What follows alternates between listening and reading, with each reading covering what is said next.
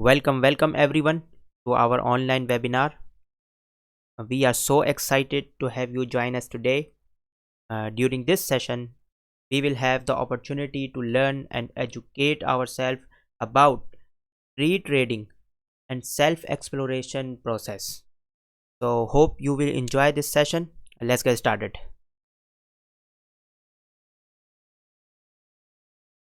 A glimpse at trading psychology. तो trading की दुनिया में जाने से पहले किस तरह की साइकोलॉजी की ज़रूरत है, किस तरह का माइंडसेट डेवलप करना होता है, क्या उसके प्री रेक्विजिट हैं, किस तरह का डिसिप्लिन और कंसिस्टेंसी लेवल चाहिए होता है, और इसके अलावा क्या क्या जो है मेन फैक्टर्स हैं जो किसी भी ट्रेडर्स की ट्रेडिंग के ऊपर असरअंदाज होते हैं, और वो सारे के सारे अवामिल उसको या तो एक कामयाब ट्रेडर बनाते हैं या फिर एक नाकाम ट्रेडर बनाते हैं। तो हम इन चीज़ों को बहुत शॉर्ट में और बहुत मुख्तसर टाइम पीरियड के अंदर यहाँ पर कवर करने की कोशिश करेंगे। तो अभी ट्रेडिंग हमारी स्टार्ट नहीं हुई है। हम जिन टॉपिक्स के ऊपर अभी गुफ्तगू करेंगे उनमें ट्रेडिंग से पहले जो है क्या क्या चीज़ें हमें तैयार करके रखनी है, इस तरह का हमने डिसिप्लिन इसके अंदर बनाना होता है, रूल्स कैसे बनाने होते हैं, और सबसे पहले अपनी अपनी मन की दुनिया की किस तरह हमें सैर करनी है और उसको दरियाफ्त करना है। तो ये एक सेल्फ एक्सप्लोरेशन है। ट्रेडिंग बहुत ज़्यादा साइकोलॉजिकल होती है। ट्रेडिंग करने के लिए बहुत ज़्यादा लॉजिकल होके चीज़ों को देखना पड़ता है। इमोशनल शख्स या जिसके इमोशंस उसके कंट्रोल में नहीं होते, वो शख्स आराम से ट्रेडिंग में कामयाब नहीं हो पाता। आराम से नहीं बल्कि कामयाबी उसके लिए बड़ी मुश्किल होती है ट्रेडिंग में। इसी तरह के ट्रेडिंग प्लान के बारे में हम बात करेंगे। तो ये बहुत ही जो है बेसिक टॉपिक हैं, लेकिन आम तौर पर इसको नज़रअंदाज कर दिया जाता है या फिर जहन में नहीं रहते हैं, या उसको उसका जो है जहन में खाका पूरी तरह मौजूद नहीं रहता। तो हम अपने माइंड को इस तरह से अगर डेवलप कर लें तो ये हमारे लिए एक बहुत ही ज़्यादा फ़ायदेमंद चीज़ साबित हो सकती है। सबसे पहली चीज़ तो ये है सबसे पहली चीज़ तो ये है कि ट्रेडिंग अभी स्टार्ट नहीं हुई है। ये बिज़नेस शुरू नहीं हुआ है। तो आपने मर्फीज़ लॉ के बारे में सुना होगा कि before you do anything you have to do something else. अगर आप कुछ करना चाहते हैं, उससे पहले कुछ और चीज़ें भी उसके लिए मुहैया करनी होंगी। ओके, तो ट्रेडिंग करने के लिए भी या मार्केट में जाने के लिए क्या यही सवाल हम खुद से पूछें, क्या कुछ ऐसी चीज़ें हैं जो हमें पता होनी चाहिए या हम उसको तैयार करके रखें अपने पास? क्योंकि मार्केट में जाने से पहले, उस मैदान जंग में कूदने से पहले, कहते हैं कि the more you sweat in training the less you bleed in battle. यानी जितना ज़्यादा खून पसीना ट्रेनिंग के अंदर आदमी बहा सकता है अपना बहा ले। जितनी ज़्यादा मेहनत और जितना ज़्यादा अपने आप को तैयार कर सकता है वो ट्रेनिंग के अंदर कर ले। ऐसा शख्स मैदान जंग में जो है वो अ, उतना ही कम उसका जो है वो खून बहेगा, या इतना कम वो ज़ख्मी होगा, वो महफूज रहेगा। तो एक बहुत मशहूर ये मुहावरा है, कॉल है किसी बड़े वॉरियर का। तो सेम इसी तरह से, क्योंकि मार्केट भी ऐसा ही होती है कि वहाँ पे जंग चल रही होती है और आपने उसके अंदर जीतना होता है। ठीक है, तो अपने आप को किस तरह से तैयार करना है, वो क्या क्या चीज़ें हैं, हम उसके ऊपर अब चर्चा करने जा रहे हैं। सबसे पहली चीज़ डिसिप्लिन। डिसिप्लिन क्या है और क्यों इम्पॉर्टेंट है? बहुत अहम सवाल है। ट्रेडिंग की दुनिया में जब कदम रखता है आदमी, तो उसके जहन में ये होता है, यार मैंने कोई ये देखना है कि बस ये वाली जो कैंडल जा रही है ना ऊपर, इसको किस तरह पकड़ना है। या वो सोच रहा होता है कि बस यार जल्दी से ना इसके अंदर पैसे डबल करने। तो आम तौर पे नफ्सियात जो डेवलप होती है एक आम आदमी की तरह से, वो इस माइंडसेट के साथ इस मार्केट में कदम रख देता है। उस ना ही वो इसको कोई एक प्ले ग्राउंड की तरह लेता है गेम खेलने के लिए, ना ही वो कोई इसको सीरियस बिजनेस की तरह लेता है बंदा और कूद जाता है। हालांकि इस मैदान में कदम रखने से पहले पहला सवाल ही यही है कि डिसिप्लिन के बारे में क्या आपको पता है? आप कितने डिसिप्लिन हो? आप इसकी इम्पोर्टेंस को कितना ज़्यादा समझते हो? अगर हम as a human being, as a person, as a trader discipline को अपने ऊपर सही तरह अप्लाई कर लें तो 90% काम ईजी हो जाता है।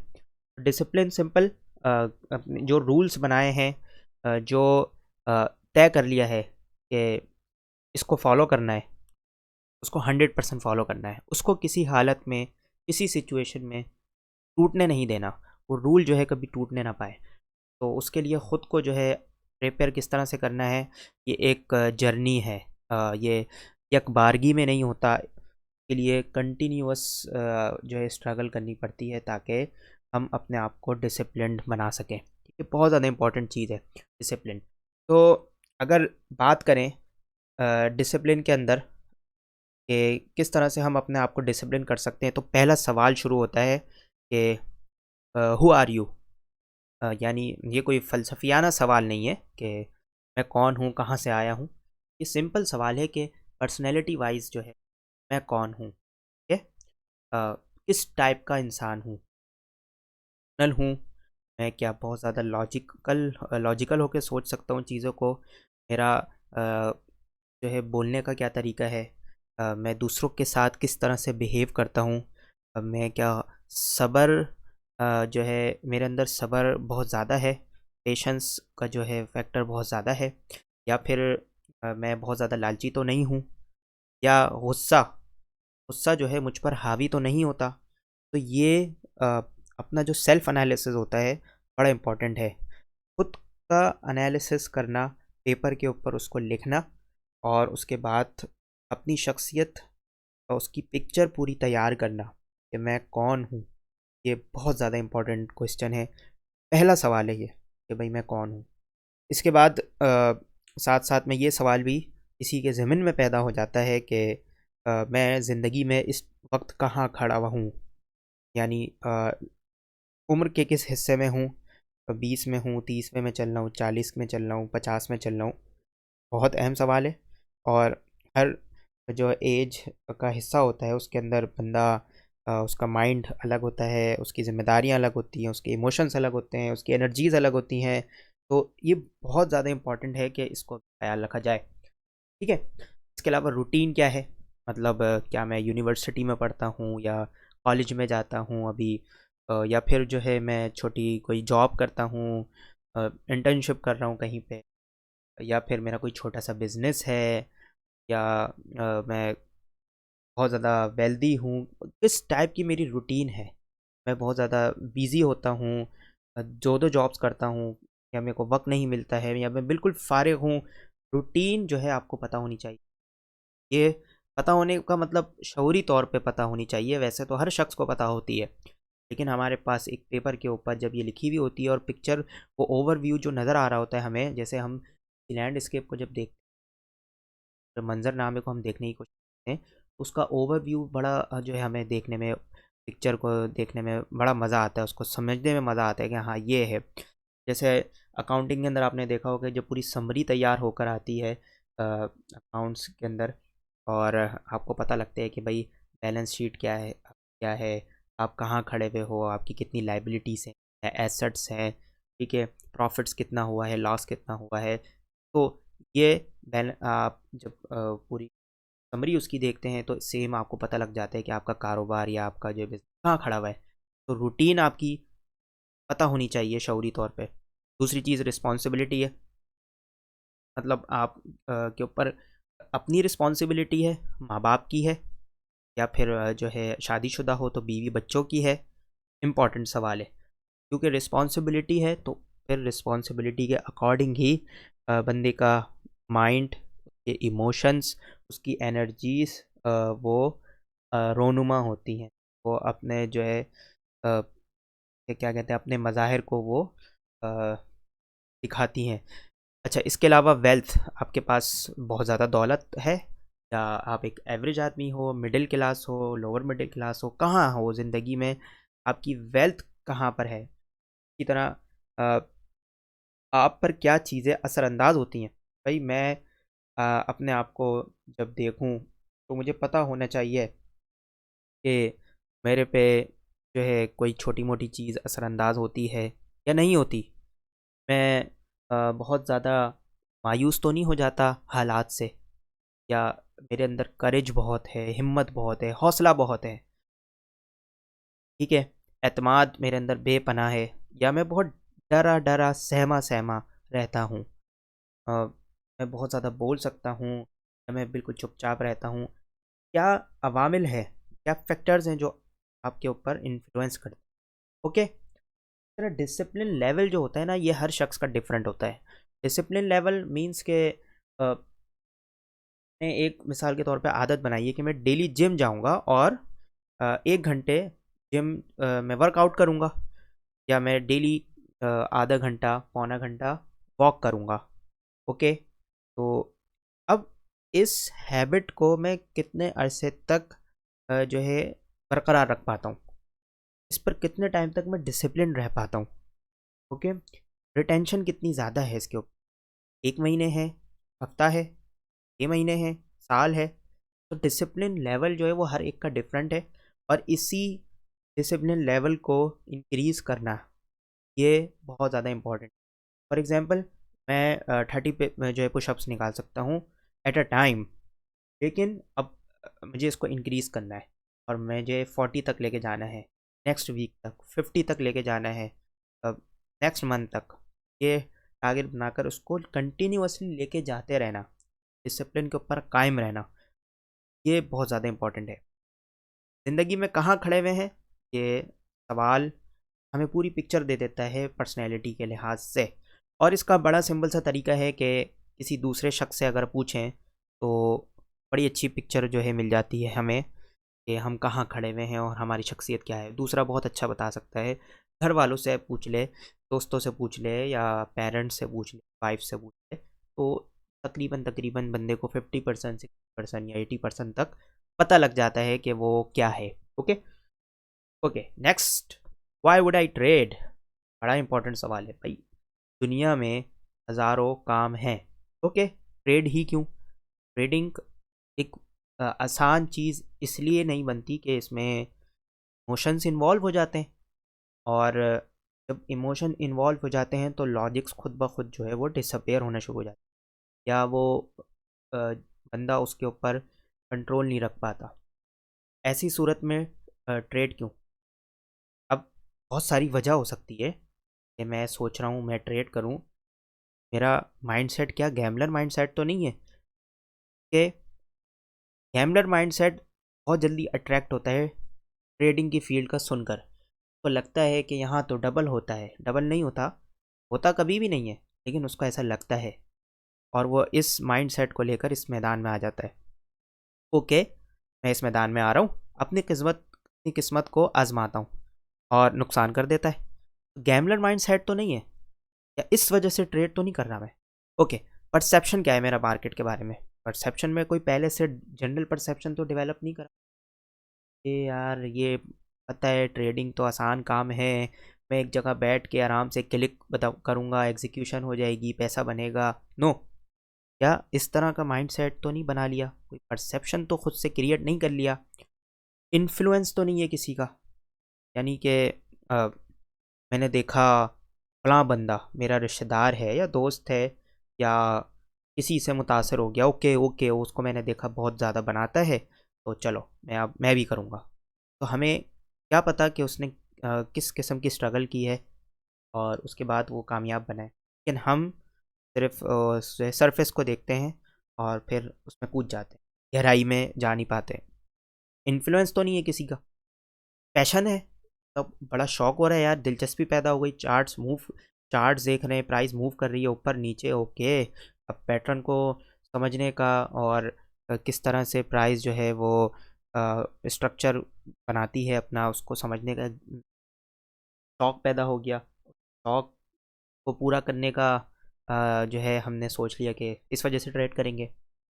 या ये भी हो सकता है कि ये सारी चीज़ें ना, एक सोर्स ऑफ इनकम चाहिए और मैं थोड़ा सा सीरियस हूँ, मुझे लगता है कि यार अभी मैं जो जॉब कर रहा हूँ, मैं बिज़नेस कर रहा हूँ, इसके साथ साथ एक ऐसा बिज़नेस भी होना चाहिए या एक ऐसा भी सोर्स ऑफ इनकम होना चाहिए जहाँ से मैं ओके कुछ बना सकता हूँ। ओके, तो ये सारी चीज़ें इम्पॉर्टेंट हैं, इम्पॉर्टेंट सवाल है, इनका जवाब पेपर पे हमने लिखना ज़रूरी होता है। ये सब जब सब चीज़ें कर चुके होंगे, okay, you have hired your self, excellent interview हो गया, आपने इंटरव्यू कर लिया, आपने खुद को सामने बिठाया, मुश्किल सवालात पूछे, उसके जवाबात आपने मिल गए, आपको मिले, और ए दैट्स दैट्स इट, यही तो चाहिए। अब इसके बाद अगला जो मरहला है वो मार्केट को एक्सप्लोर करने का है। सेल्फ एक्सप्लोरेशन जो है बड़ी इंपॉर्टेंट होती है मार्केट एक्सप्लोर करने से पहले, मार्केट में अंदर जाने से पहले खुद को दरियाफ्त करना, क्योंकि ये वाली जो मार्केट है, ट्रेडिंग की मार्केट, ये परसेप्शन के अकॉर्डिंग ही आपको रिस्पॉन्स करती है।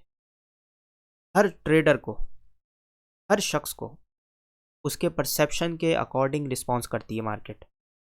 मतलब ये बिल्कुल सिंपल ऐसा है जैसे आपने कोई अ, चश्मा लगाया हुआ है, काला चश्मा लगाया हुआ है तो काला काला दिखेगा सब। अगर आपने किसी और रंग का चश्मा लगाया हुआ है तो आपको वैसे रंग की चीज़ें दिखेंगी। हम किस तरह मार्केट को देख रहे हैं ये बहुत ज़्यादा इम्पॉर्टेंट है, इसलिए हम मार्केट को उसी तरह देखेंगे जितना हमने खुद को दरियाफ्त किया होगा। अगर दरियाफ्त नहीं किया हुआ होगा खुद को तो हो सकता है हमारा मार्केट को देखने का अंदाज़ वो ऐसा ना हो जो एक कामयाब ट्रेडर का होता है। ओके, जब मार्केट में हम आएंगे तो अब मार्केट के अंदर सबसे पहला सवाल ये है कि भाई अब कैसे कैसे करना है, ट्रेड करने का तरीका क्या है, कोई इसके पीछे कॉन्सेप्ट्स होते हैं, क्या इसके पीछे कोई रूल्स होते हैं, या फिर बस मार्केट में हमने घुस जाना है ऐसा ही, क्या इसका तरीका है। तो सवाल है हाउ टू ट्रेड। और तो हम कुछ बेसिक कॉन्सेप्ट्स को डिस्कस करते हैं कि वो बड़े इंपॉर्टेंट कॉन्सेप्ट्स हैं। उनमें कैसा सबसे पहला सवाल ये कि how should I treat trading, यानी मुझे ट्रेडिंग को किस तरह से ट्रीट करना है, किस तरह से उसके साथ बिहेव करना है, मेरा के साथ ट्रेडिंग के साथ मामला किस तरह का होगा। ठीक है, बहुत ज़्यादा इंपॉर्टेंट सवाल है कि मैं ट्रेड को किस तरह से देखूंगा, किस तरह से करूंगा। What time should I trade, किस टाइम पे करूंगा, यानी ऐसा तो नहीं है कि 24 घंटे चार्ट्स खोल के बंदा बैठा रहे और ट्रेडिंग करता रहे। हर चीज़ का एक टाइम होता है। मैं किसी स्पेसिफिक टाइम के अंदर ट्रेडिंग करने के लिए बैठूंगा, और या फिर जो है मैं 6 घंटे दूंगा इस टाइम को, इस ट्रेडिंग को, या मैं 9 घंटे दूंगा, या पार्ट टाइम जॉब के तौर पर जिस तरह कोई हम काम करते हैं इस तरह मैं पार्ट टाइम जॉब की तरह इसको ट्रीट करूंगा और इतना टाइम दूंगा। ओके, ये सवाल और इसके जवाबात, इसको लिखना ज़रूरी है। अच्छा, किस करेंसी पेयर के ऊपर मैं फोकस करूँगा, करेंसी पेयर है या गोल्ड है या वॉट एवर, किसी भी इंस्ट्रूमेंट के ऊपर जब ट्रेड करेंगे तो किसी ना किसी एक के ऊपर ही फोकस कर सकते हैं ना। ऑलराउंडर तो हर शख्स नहीं होता।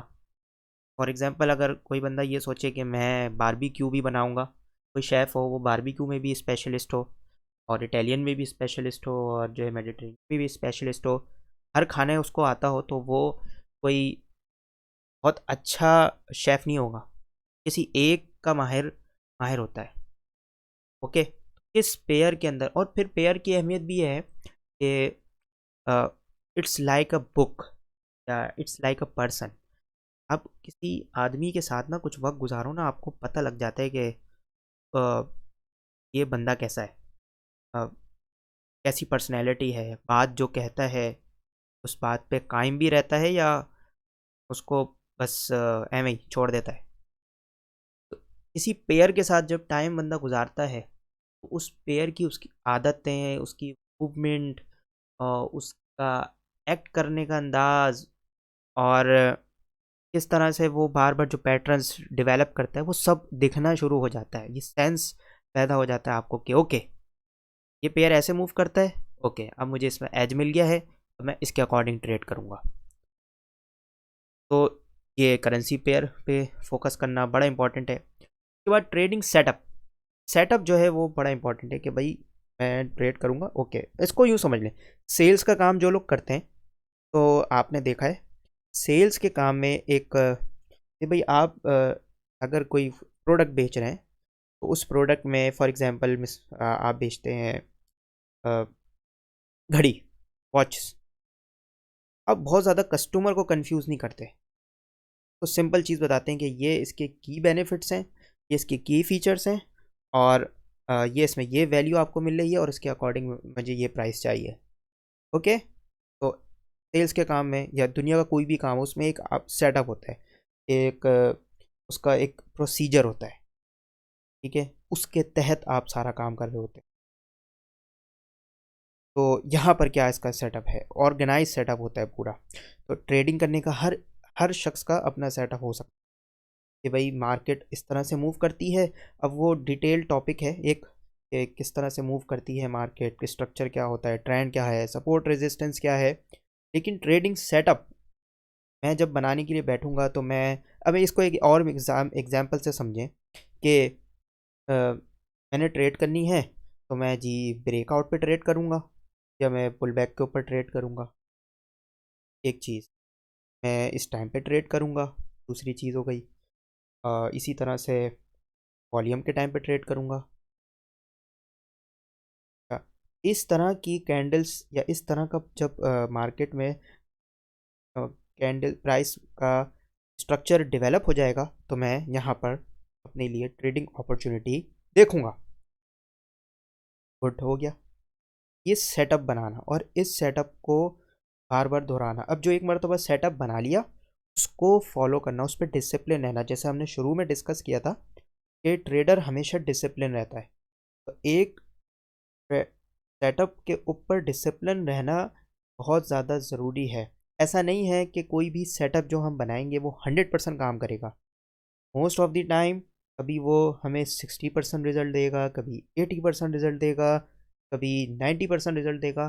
समटाइम्स ऐसा भी होगा कि उसका रिजल्ट 40% हो जाएगा, बट इट डजेंट मैटर।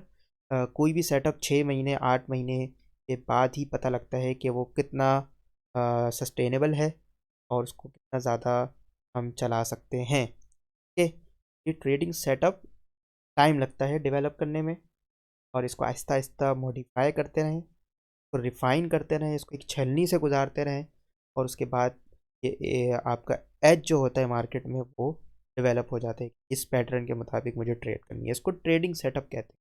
ये स्ट्रेटेजी डेवलप करना, ये पूरा सेटअप बनाना इम्पॉर्टेंट चीज़ है। अच्छा, इसके अलावा इसी सेटअप में टाइम फ्रेम और पिप्स भी आ जाते हैं। टाइम फ्रेम मैं कौन से जो है चार्ट के ऊपर ट्रेड करूँगा। चार्ट्स में डिफरेंट टाइम फ्रेम होते हैं, आधे घंटे का, 1 घंटे का, 15 मिनट का, 4 घंटे का, या 1 दिन का। तो कौन से टाइम फ्रेम के ऊपर मैंने ट्रेड करनी है। ओके, अब अगर कोई हफ्ते भर की ट्रेड लेता है तो वो 4 आवर का या डे डेली का टाइम फ्रेम देखता है, या बहुत सारे जो है 1 आवर के टाइम फ्रेम पे करते हैं,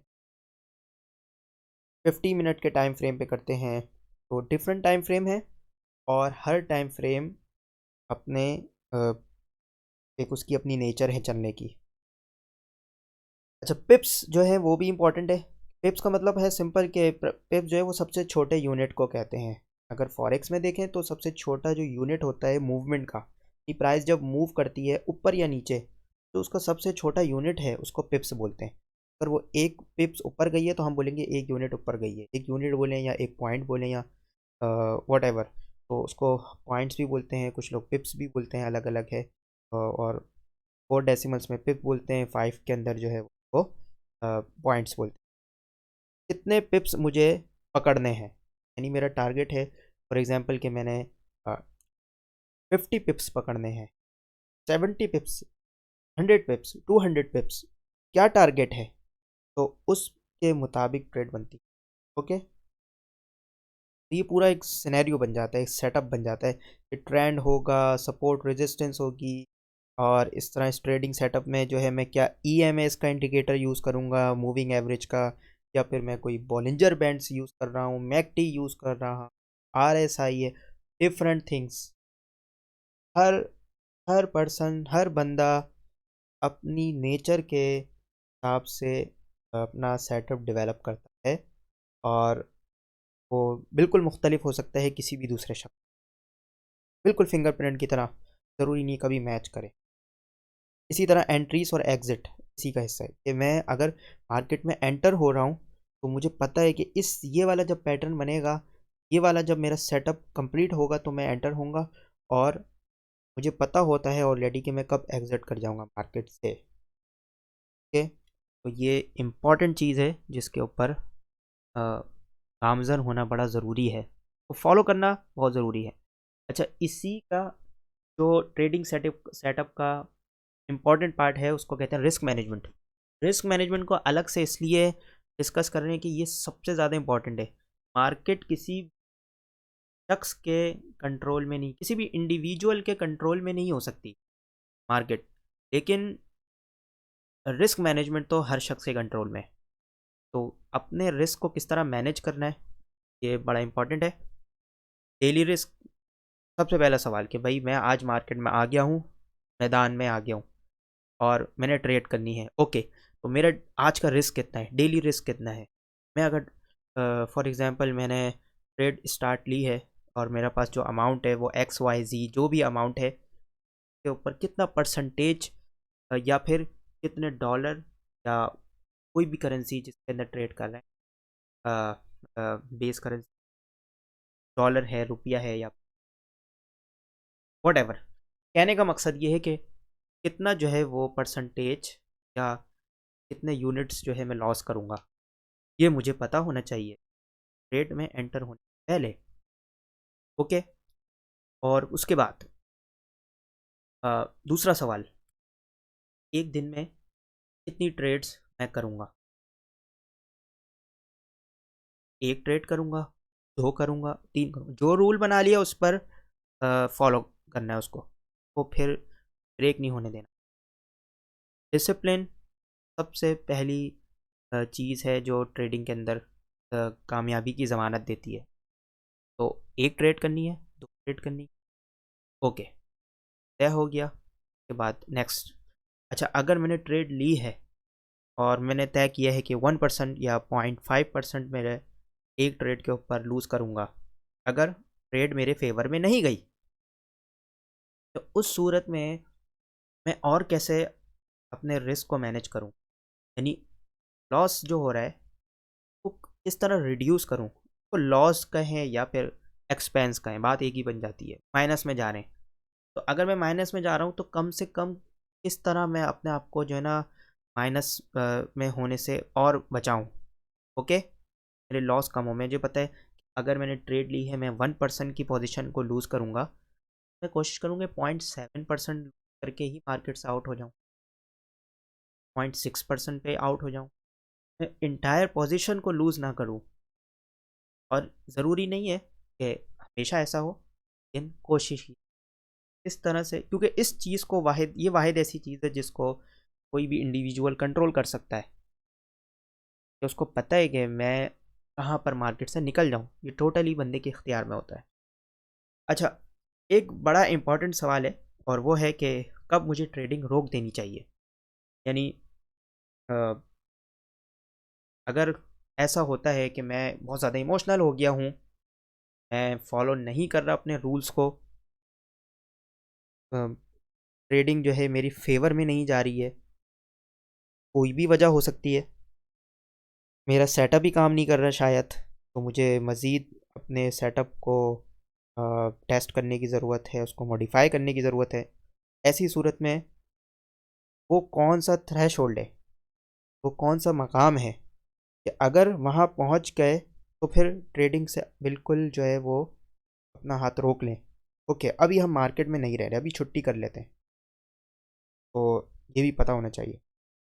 10% फॉर एग्ज़ाम्पल, मैंने जितना भी अमाउंट मैंने रखा XYZ अमाउंट है, तो 10% मैं माइनस में आ गया, अगर वहाँ पे मैं अब ट्रेडिंग रोक दूंगा, या 12% या 15% या 20% अगर मैं माइनस में आ गया, मैं ट्रेडिंग को रोक दूंगा, तो ये भी तय करना ज़रूरी होता है। नेक्स्ट, जर्नलिंग, डायरी बनाना, रिकॉर्ड करना। आम कोई भी दुनिया का कारोबार, उसमें हर बिजनेसमैन, एंटरप्रेन्योर अपने कारोबार का इनपुट जो है और आउटपुट उसको जानता है, उसको पता होता है क्या गया क्या आया। जर्नलिंग जो है बड़ी अहम है, बुक कीपिंग की तरह है बिल्कुल। उसको पता है इन्वेंट्री में मेरे पास ये चीज़ें आई हैं, ये प्रोडक्ट आई है, इसका इतना माल आया है, और फलां कस्टमर को जो है ये माल दिया है, के ऊपर इतना बैलेंस बाकी है। ओके, तो liabilities, assets, balance, profit, loss, एक एक चीज़ हमारे पास रिकॉर्ड में मौजूद होती है। कोई भी बिजनेसमैन हो, कुछ भी कर रहे हो, एक एक चीज़ का रिकॉर्ड होता है। इवन के घर जब चलाते हैं, औरतें जो घर चलाती हैं, उनके पास एक एक चीज़ का रिकॉर्ड होता है कि किचन में क्या है, कितना है, कैसे इसको मैनेज करना है, कैसे चलाना है, सब हिसाब किताब होता है पूरा। तो अगर ट्रेडिंग करने पूरा हिसाब किताब होता है, तो जर्नलिंग करना बड़ा इंपॉर्टेंट है, और उसकी रिपोर्ट तैयार करना बड़ा इंपॉर्टेंट है कि भाई 1 महीने मैंने ट्रेड किया है, तो अब उस ट्रेड का रिजल्ट क्या है, आया कि प्लस में है, प्लस में है। ओके, 1 महीने मैंने ट्रेड किए, मुझे पता लगा मेरी ये गलतियां हैं, ओ नेक्स्ट टाइम मैं इस गलती को करने से अवॉइड करूँगा। 1 महीने मैंने ट्रेड की है, मुझे पता लगा कि इस टाइम पर आकर या फलां फलां वक्त पर मेरे इमोशंस हाई हो जाते हैं, मैं बहुत ज़्यादा इमोशनल हो जाता हूँ, मेरा अपने आप पे काबू नहीं रहता। ओके, इस टाइम के ऊपर नेक्स्ट मुझे पता लग गया, अब नेक्स्ट टाइम कोशिश करूँगा कि इसको कंट्रोल में रखूँ, इसके लिए पहले से तदबीर करूँ, कोई इक़दामात करूँ। ओके, तो ये सारी की सारी डिटेल अपने बारे में, अपने सेटअप के बारे में, डिसिप्लिन्स के बारे में, रूल्स के बारे में, एक एक चीज़ जर्नल के अंदर, डायरी के अंदर बाकायदा कॉलम्स बनाकर वो डिटेल में ना, उसमें अपनी ऑब्जर्वेशंस लिखना, उसमें अपने कमेंट्स लिखना, चार्ट्स, पैटर्न्स और अपनी एजेस लिखना, ईच एंड एवरी डिटेल उसके अंदर मेंशन करना इम्पॉर्टेंट होता है कि इन दी एंड जब हम रिपोर्ट देखें, समरी निकालें सारी, तो हमें पता लग जाए ओके हमने ये किया था, ये इनपुट दिया था, ये आउटपुट आया है, नेक्स्ट टाइम हम अब इससे बेहतर इनपुट देंगे ताकि इससे बेहतर आउटपुट आए। तो ये मकसद है जर्नलिंग का, और ये कंटिन्यूअस है, हमेशा हमेशा चलती रहेगी। तो इसमें हमेशा रूम होता है इम्प्रूवमेंट का, तो इसमें हमेशा जो है स्पेस होता है रिफ़ाइन करने का। यानी आज मैंने स्टार्ट की है, मैं लिख रहा हूँ, अगले महीने उसको मैं और इम्प्रूव करूँगा, 1 साल के बाद भी रूम होगा, साल के बाद भी इम्प्रूव कर रहा हूँ, और वो होते होते होते एक परफेक्शन की तरफ जाती चली जाती है। और ये पूरा का पूरा जो डिसिप्लिन शुरू से आखिर तक डिस्कस